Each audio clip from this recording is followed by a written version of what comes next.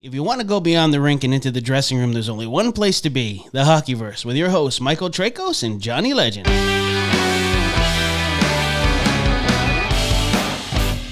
It's about freaking time. Yeah, it's taken 6 long years, but Toronto's core four, the guys who are making a combined $40 million, are finally earning their money. And they're doing it when it truly matters. Not in the regular season, but in the playoffs, and in a game that we are going to be looking back on and talking about for a while. Down 4-1 in the third period of what was looking like yet another blowout, Auston Matthews, Mitch Marner, William Nylander, and John Tavares put their team on their shoulders and led in a way that we haven't seen before. This was a comeback for the ages. This was what we've been waiting for. Matthews, who a game earlier had been dummied in a fight with Steven Stamkos, led the charge with a couple of goals in under 3 minutes. Marner had a pair of assists, and Nylander drew the penalty and assisted on the overtime goal. So instead of Tampa Bay tying the series up 2-2, we're now looking at the Leafs with a 3-1 stranglehold heading into Game 5. Now, the playoffs are a time when your best players have to be the best, and we're seeing that now. Not just from the core four who have combined for, get this, 10 goals and 28 points in 4 games, but also from Morgan Rielly and Ryan O'Reilly, who have chipped in with 4 goals and 13 points combined. This is what the Leafs need. It's also what they didn't always get in previous years. That's been the difference so far against the Lightning, and it's why the Leafs have a chance, 3 chances really, to advance the second round with a win in Game 5 on Thursday. With that and more on today's episode of The HockeyVerse. You just found the world's latest and greatest hockey, sports, and entertainment podcast. This is the HockeyVerse. On today's episode, we recap Game 4 between the Leafs and the Lightning and look ahead to what could be a series-clinching Game 5 in Toronto. By the way, check out our show notes for timestamps if you want to fast forward to your favorite part. Also, if you want to be on a future episode like this one, email your questions to heyhockeyverse@gmail.com. Auston Matthews, I owe you an apology. Let's go. You owe him a beer, don't you, Johnny? I owe him a beer. Well, you know what? And we're going to be talking with Matt Larkin of dailyfaceoff.com later in the episode. And I'm going to ask him about Auston Matthews and legacy-making games, legacy-making playoffs. No Sid, no Ovi. This is a playoffs where, Connor McDavid, Auston Matthews can really put their stamp on things and show that they are the faces of the NHL.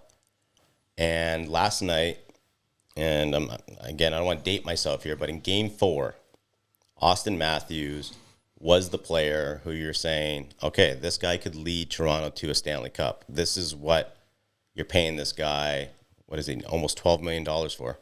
Mm-hmm. What did you make of his performance? Because I imagine your emotions, like everyone else during that game, was probably like, let me burn my number 34 jersey. Oh, wait a second, let me stitch it back up now because I love the guy again.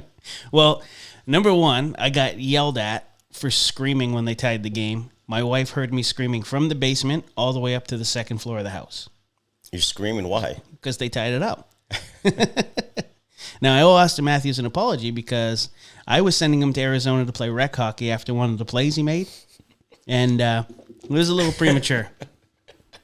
Oh, was it that bad for you? It made me mad because it was 3-1, and there was a puck on the sideboards, and he went to grab it. Yeah. And just before he went to grab it, he stopped about 2 feet from it, looked over both shoulders, and then the Tampa player came, took the puck, and they went and scored. I had friends texting me last night like, I'm turning the channel. Screw this. It's over. I'll check back when it's Game 5 and the series is 2-2. Like, the fact that, I guess Edmonton had done it a day early, and so it's not like it's out of the realm of impossibilities, but the way that game was shaping up, I thought for sure we're looking at a 7-1 win for Tampa. Mm-hmm. Yeah, well, they were talking about that at the intermission. They said there's no way that there can be 2 3-goal comebacks in the same week in the NHL playoffs. It's awesome. The first round, again, you get everything. You get the comebacks. You get the fights. We haven't seen a whole lot of Have we seen a whole lot of overtimes? I can't remember now. Well, how many big overtimes have been? Like, really, like, anything go past the first overtime? Oh, wasn't there a double over? There was one double overtime, wasn't there? Wasn't it Winnipeg? One of the series that I'm not watching, Yeah. obviously. Yeah. It's funny because, like, aside from Edmonton and Toronto, those two series, I'm sort of paying attention to the other ones just because I'm in a hockey pool, and I want to see if my Rangers are getting their points. I've got basically like 6 Rangers. You know, and, I'm kind of kicking myself for not Hopefully you taking got Adam Fox. Well, I do have Adam Fox, but know who I don't have? Morgan Riley or a lot of Leafs. Marner? The guy leading the playoff scoring? I have Marner and Matthews, and, I'm going to be honest here. I didn't have confidence that this team was getting out of the first round. I thought maybe they'd win and then be done in the second. But, yeah, now I'm looking at Toronto. I'm thinking, boy, oh, boy, Ryan O'Reilly has made a huge difference. Like, you look on the score sheet last night, he's everywhere.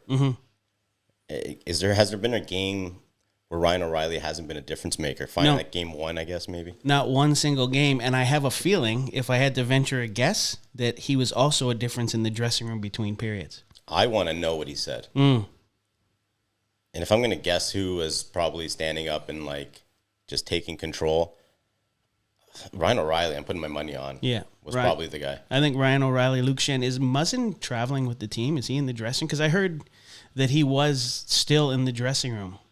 It's weird when you're one of those injured guys. You always see it on the behind-the-scenes stuff, and they don't tend to mix with the healthy guys. I know Steven Stamkos. Like bad luck. Yeah, there's something about that. Yeah, I think it is like probably some sort of Well, hockey's very superstitious. The one exception to that was when Tampa was in the bubble. Steven Stamkos was around the team constantly, talking to guys, either pumping their tires or giving the pep talk that maybe you think maybe Muzzin could have given. I know he's respected. The guys love him there. Hall and him were like besties. Mitch Marner got along really well with with Muzzin. So he does have a lot of friends in that room, obviously. So it wouldn't surprise me if, maybe a Muzzin was there even saying, hey, it's not over. But, yeah, it was just night and day from that second period to the third period. So did you notice like I did? So I noticed that game 4, kind of played out exactly like the series. What do you mean? First period was like game 1. Okay. Second period, a little rougher, was like game 2. Third period was all Leafs, kind of like game 3. And then overtime. Yeah, was the overtime, was it all Tampa in the overtime, though, or you just mean they won? Just going to overtime. It kind of mirrored the whole series. Yeah, what did you think of the penalty that Nylander drew? I think it was the dumbest thing. Like, it's the playoffs. I mean, I get it. You're trying to... Not the slew foot he gave. Not the... Oh, the one that he drew. The one he draws. Oh, yeah. Is that a legit call, like in overtime? Or are you surprised that... Because if it goes the other way, I'm sure you're not happy about it. You're probably saying ticky-tacky. I'll go by the fact that I haven't read anything about Tampa Bay complaining about it. They don't complain a whole lot. No. And good on them. Right?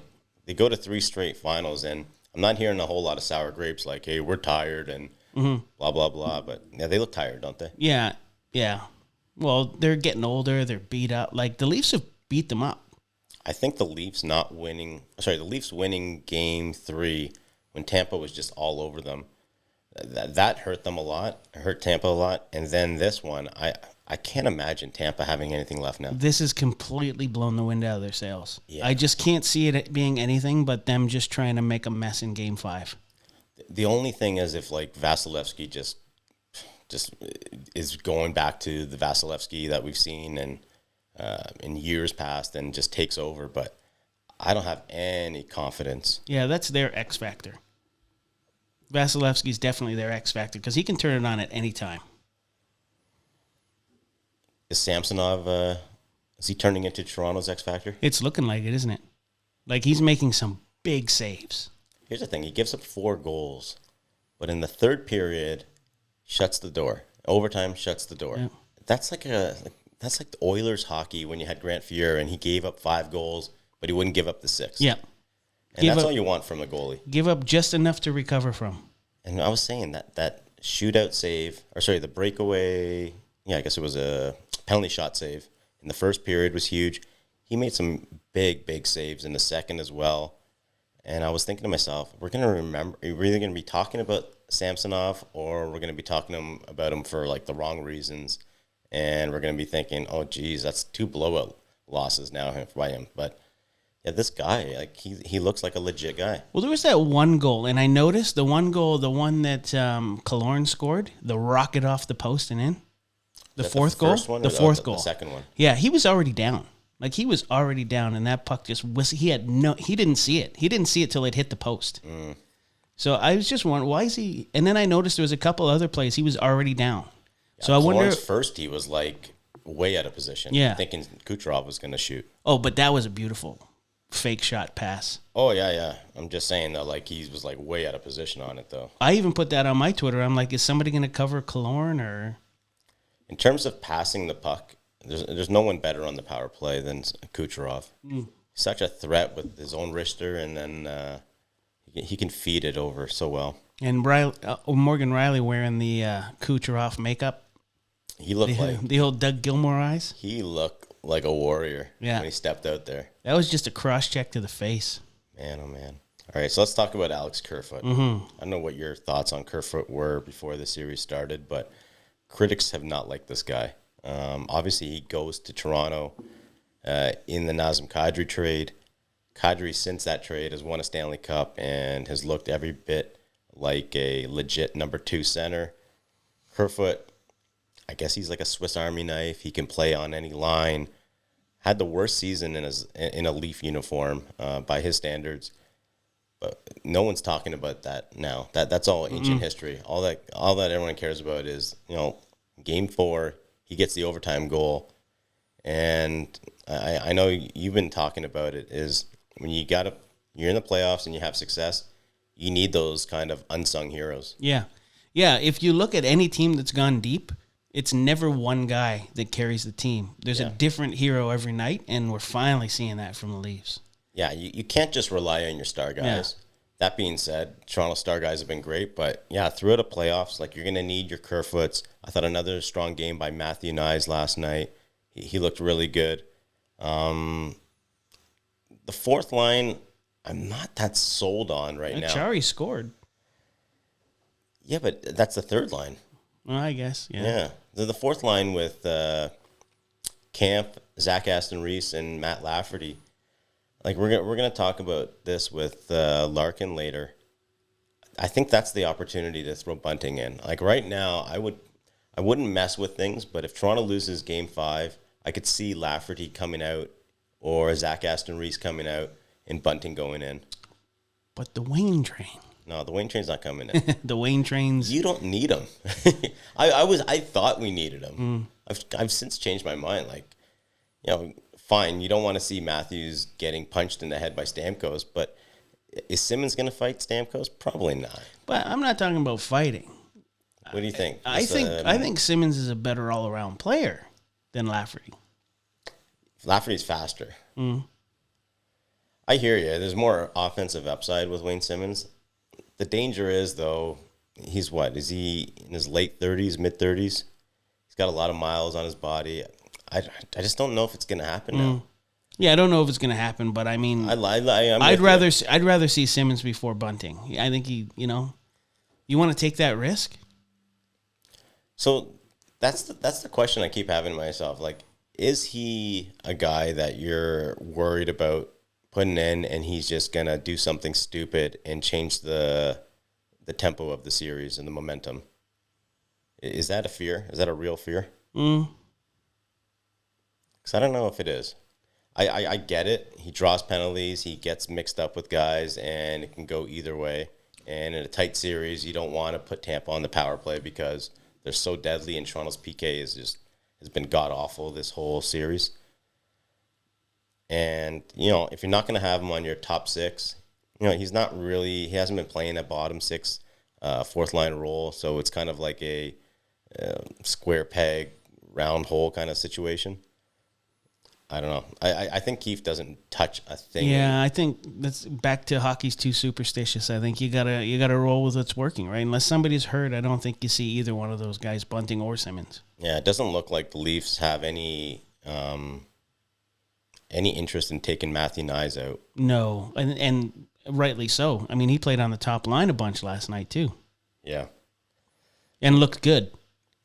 And he was the guy that held the fort while they had that 9-minute superstars in the box.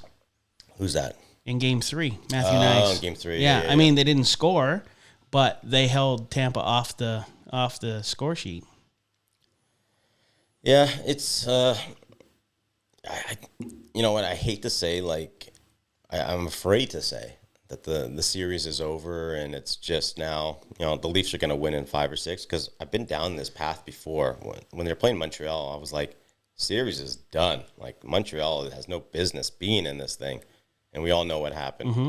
And even last year, going into Game 6, I was like, you know what, this is Toronto's opportunity. They're going to win. They just look like they've learned their lessons. And how many times can we say they've learned their lessons and we're back here, Charlie Brown, Lucy holding the football. It just doesn't happen, kind of thing. Well, I think they learned their lessons. And somebody you know really well called the Leafs in 5 before the playoffs even started. I don't know who that was, but I think he ate a whole bunch of crap for saying it. Yeah, it's well, we'll see if you're right. But I don't know what that was. Mm-hmm. That was the hockey god saying, that was the hockey god saying, listen, my friend. Smarten up. Don't predict the Leaf win just yet. I'm gassing up the parade. So what do you think the reaction is going to be if the Leafs win Game 5 in Toronto? I think the lid is going to blow off the city. Cars turned over, fires. I don't know if Toronto is the kind of flip cars over like Vancouver, but I think it's going to be a party. Well, the last time Toronto has been in this situation where they win a series is back in 2004. Mm-hmm. Like that is a long time ago. Mm-hmm. So that's a lot of pent up energy and just excitement ready to go off. That's a whole generation. And not just that. Don't forget, people were just locked in their house for 2 years. Yeah. Right? If they got something to party about, it's on. Listen, we're in, like, basically walking distance from Yonge Street, Newmarket here, okay? Mm-hmm. The parade route might stretch all the way past my house here, Johnny. Yeah, it might start up in Barrie. Well, it might just keep going and going and going. Like, that's the thing. Like, if people are going to laugh about Toronto and just like, hey, guys, act like you've been there before. Oh, wait, you haven't been there before because, like you said, it's been a generation of fans who haven't seen it. And don't forget, the last time the Leafs even got a sniff of the Stanley Cup final was that Gretzky game, and we had a parade. Yeah. No, I think all bets are off if Toronto gets the second round. Is it too early to talk about a second round opponent? I don't think we should because I haven't had luck with that in the past, but like Boston right now. Boston's going to be a tough go. They're going to be a tough go. Bergeron's still not looking 100%. Pasternak hasn't even is he playing in the playoffs? Because I have him in the pool and he's not getting me any points either. So the one good thing, the one positive, I guess, is that Boston has beat the hell up. They really are. Florida is they're beating the brakes off him, man. Matthew Tkachuk is something else. Between Matthew Tkachuk and Sam Bennett, they're just destroying them. And Brandon Montour, there's a lot of just, I don't want to say dirty, but like dirty players on Florida. Matthew Tkachuk's putting his stick in everybody's ribs. So there you go. If Toronto is facing Boston, you play them the way that Florida's been playing them. Mm-hmm. Yeah. You stick Wayne Simmons in there, you get in their grill, and you just keep putting the hurt on? Yep. Or do you try to skill them? I don't know if you can skill them. I mean, unless they're hurting that bad, and it looks like they are. Plus, they had the flu. They all had the flu at the beginning of the series, right? So It used to be like Boston, you don't want to get into their game plan because they had Marchand. They had, well, in years past, they had like Chara. They had like big, Lucic, tough heavies, yeah. Lucic. And you're like, if you played that dirty game with them, you're going to go down. Boston isn't a tough team anymore.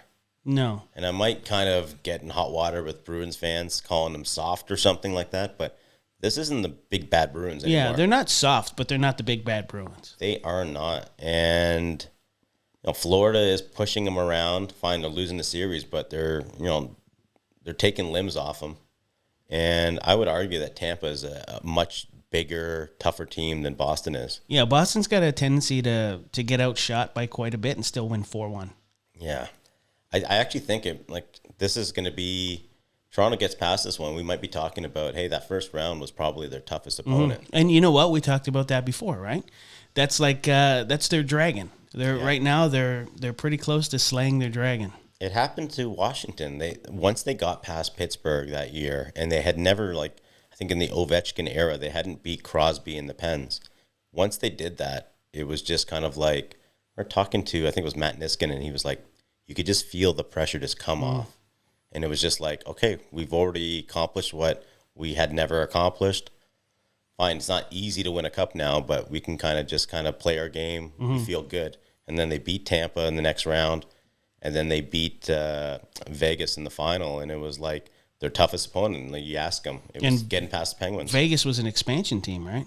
Yeah, but geez, Vegas was so yeah, good they were good, but still. Yeah. So we'll see what Toronto can do. You're still calling it in 5. The way Vasilevsky's playing, and Marty Baron had this to say about him, like, the aura is gone with Andre Vasilevsky. He's been bad in the first round, though, in years past, too. So it's just a matter of, like, finish off the Tampa Bay Lightning before Vasilevsky wakes up and realizes that he's a much better goaltender than we're seeing right now. Not that he's been bad in the series, but he hasn't been the guy that we're holding up into this high esteem as best in the world. 3 goals against is his best game so far. That's not good. What is it, 3-7-5-4? That's a lot of goals, especially in the playoffs. But what do the Leafs do against a goalie that's not as good? What is it? Was it 18? No, it's 19 goals in 4 games? Yeah. Wow. It's almost 5 goals a game. That is insane. If I told you before the season started or the playoffs started, that Vasilevsky would allow, average like 4, almost 5 goals a game, you're thinking Toronto win for sure. Well, we kind of talked a little bit about it, because before the playoffs started, we did talk about, is Vasilevsky the same old Vasilevsky? Yeah, I thought playoff Vasilevsky was different than regular season Vasilevsky. And, something, again, we keep going back to this. You go to the final 3 straight years, it takes a toll on you. Well, maybe playing them the last couple of years in a row is part of the reason they got them figured out. They had the Red Wings coach, Derek Lalonde, on the panel yesterday on Sportsnet. And he's obviously the former assistant for the Lightning. And he said that Vasilevsky is terrible at finding pucks just like around the crease area below him. And they had a whole structure set up in that. Are you noticing? I've been noticing, ever since he said that, I was noticing Toronto's really going hard, crashing the net, looking for those ugly garbage goals that you'd call. And it's great to see, because I personally hate when star players are just on perimeter and just firing pucks from like 40, 50 feet out. Well, Nyes took his head off again last night. Yeah. Well, they're going hard to the net. Yeah. Like, this is, if you are a hockey fan, this is what you want to see out of your team. You want to see them go hard to the net. You want to see them finishing checks. You want to see them play right to the final buzzer. And the Leafs are doing that in spades right now. They're playing good. They're playing well. They just got to play 3 periods, though. Yeah. They still haven't played their best hockey. No. Like, and that's got to be scary for the other teams waiting for them, right? Yeah, like they came up big when they needed to in the 3rd period, but where was that effort in the first? Where was it? Like, in the first period, they looked tentative and scared almost. 2nd period, like you said, it was just kind of a crash and bang kind of deal. It wasn't to the 3rd period where Matthews really kind of said, okay, I'm a 60-goal scorer here. Let's kind of show it. And, Marner did the same. And, Tavares didn't have a huge game last night, but solid, though. He played a Tavares game. Yeah, and he's been really good these playoffs. Like, game 2, he was huge. And Ryan O'Reilly, we could talk until we're blue in the face. Like, this guy, can you imagine this team without Ryan O'Reilly right now? And unrattled. You see Maroon trying to rattle him the other game and last night. I can't shake him. Having a 3rd line where you've got O'Reilly, Achari, and Nyes, huge for the Leafs. All right, so we're gonna open up the phone lines, or we're gonna go right to the phone and give our buddy Matt Larkin of Daily Faceoff a call. Matt's been covering the series for Daily Faceoff. He's the senior writer and editor of that website, and I'd love to hear his opinion on Auston Matthews and Matthew Nyes, and what we can expect for Game 5. So let's go right to it. And we are live here with Matt Larkin of dailyfaceoff.com. How you doing there, Matt? I'm great, Mike. It's good to hear your voice. I'm excited to see you back at the rink soon. Always a pleasure, my friend. Well, I'm excited to see these Leafs back in the rink in Toronto. I'm going to be down there for Game 5, and I thought we were going to be all tied up 2-2. I don't know what was going through your mind after that first and second period where, let's face it, that was looking like it was going to be a blowout win by Tampa, up 4-1. How surprised were you that we're now talking about Toronto, coming out of this now with a potential chance to win the series in Game 5? I was extremely surprised, and that's even factoring in that the Leafs made one improbable comeback in Game 3, scoring with a minute left, forcing overtime, winning that game in overtime. I just thought the Tampa Bay Lightning are so battle-tested, they're so wily, there's no way they're going to give away 2 games in a row like they did in Game 4. And with the Leafs themselves, what I was sort of thinking to myself after the score got to 4-1 was, hey, this team, they're incapable of doing anything simple. It has to be complicated. It has to be long and drawn out. And every series since Mitch Marner and Auston Matthews came to town has gone 6 or 7 games. So I thought, here we go again. It's going to be another long, drawn out series. It's still possible that's going to happen. But suddenly, the range of outcomes has changed, and there's a real possibility of Toronto closing out this series of 5 games. They showed a gear that, admittedly, I did not know they had. I even tweeted during the game, when is it going to be Auston Matthews' turn to have his magical moment? That was his 43rd playoff game last night. He had 2 multi-goal games in 42 tries going into last night, and all of a sudden, he puts the team on his back, and everything changes. I'm glad you mentioned that because, Johnny and I were talking before the playoffs started about, no Ovechkin, no Crosby. This is really a chance and an opportunity for Connor McDavid and Auston Matthews to, put their mark on the playoffs and really kind of reach that echelon of Sid and Ovi.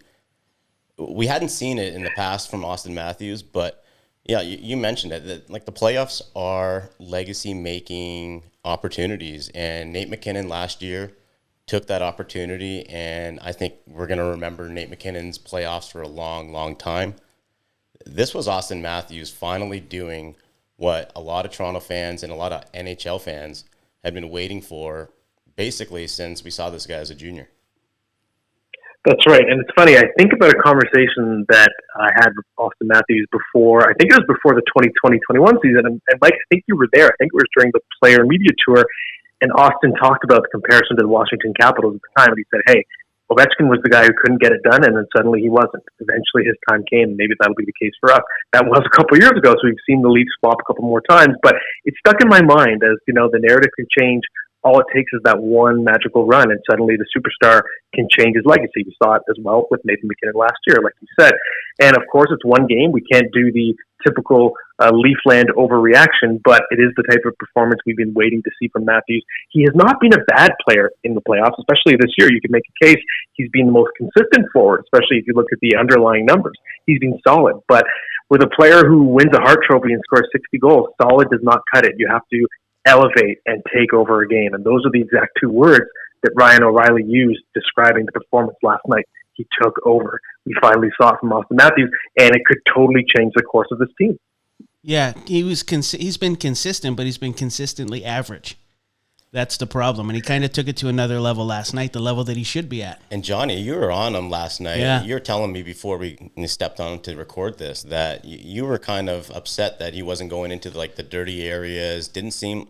I was wondering, the Stamkos fight, was that in his head going into the game? And were you going to see kind of like a Sedin kind of, when Marchand was giving him the rabbit punches? So I was a little kind of also on the fence as to, is this guy going to be able to elevate under the situation, given the pressure and just given how physical the series has really become?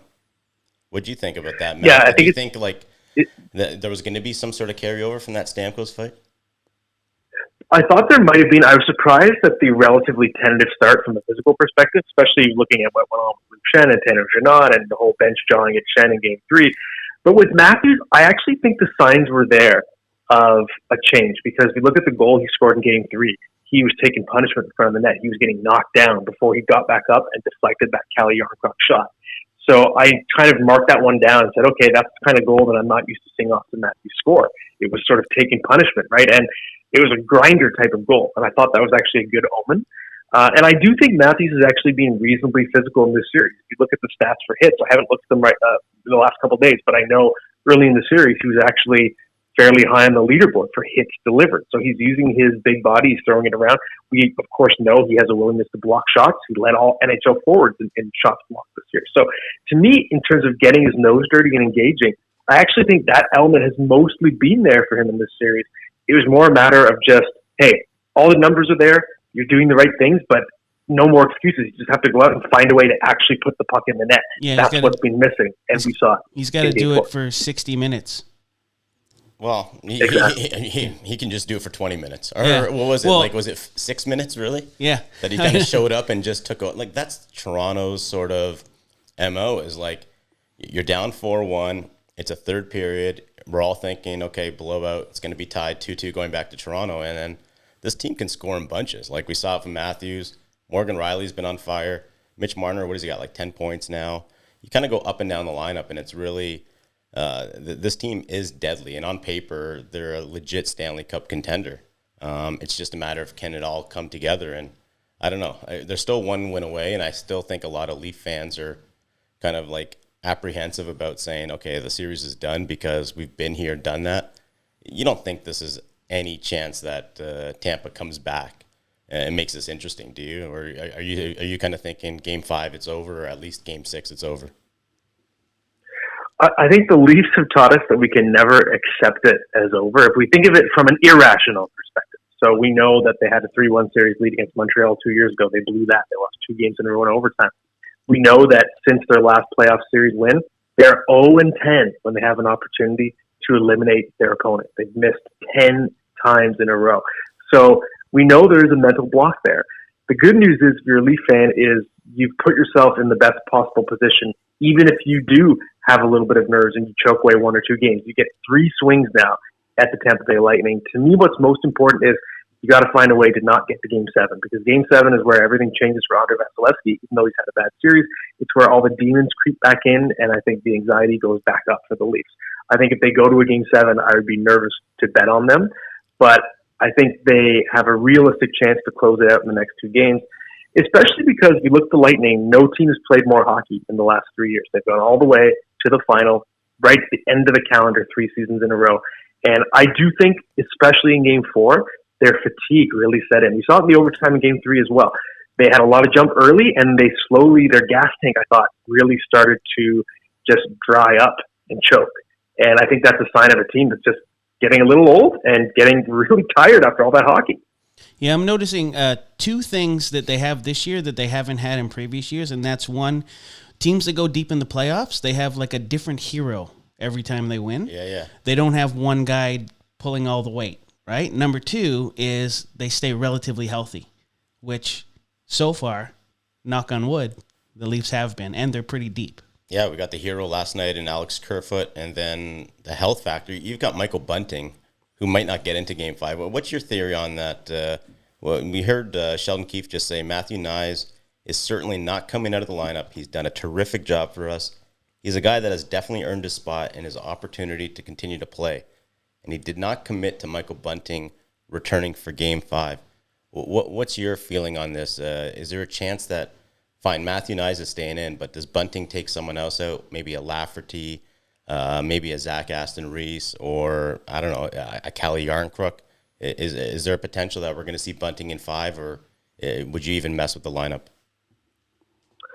I would not mess with it. It's still, obviously, there's a chance you're going to see him come in. I think if anyone comes out, I'm going to guess that it's Lafferty or Aston Reese. And of course, Michael Bunting, 23 goals, 2 seasons in a row. So he's a meaningful contributor. But right now, I think he's a risky person to have in the lineup. He's shown that he struggles to stay on the right side of the line.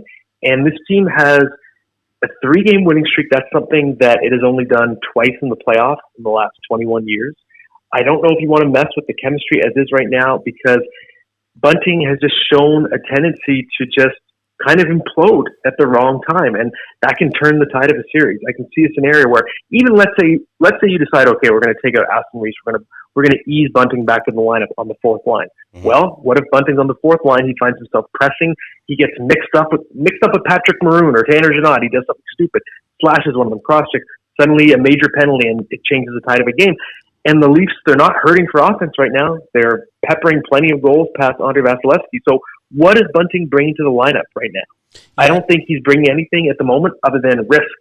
And to me, I think it would be a dangerous decision to put him in. I think you put him in if you lose Game 5, maybe you give it a try. I think you're going to see the Wayne train before you see Bunting. Oh, God. I'm off that train now. Are you off the Wayne train? I was on it for like a game. But you know what? Here's the thing about Michael Bunting. He's a UFA after this year. So it's not like you're sitting a guy who is part of your core, part of your future, who you've invested in. They're going to lose him in the offseason. Not because Michael Bunting was Nazem Kadri 2.0, but frankly, they just can't afford him. He was Zach Hyman 2.0. Yeah. So in my mind, you don't worry about hurting his feelings or anything like that. And I'm with Matt here. I don't think you mess with the lineup. I think you roll it the same way. You try to put Tampa out in 5. You don't want to go to a Game 6. You definitely don't want to go to a Game 7. Oh, my God. Can you imagine how tight this team would be if it goes to a Game 7? Like, all bets are off. All you need is Vasilevsky to step up and steal a game in that situation. So, yeah, the Leafs, I think this is a pivotal Game 5 for them. Yeah, especially since I ate a lot of crap for calling the Leafs in 5. Yeah, you did. You think? What do you think, Matt? Do you think you think we're going back to Game 6 here before we say goodbye to you here? Oh my goodness, it's so hard to know.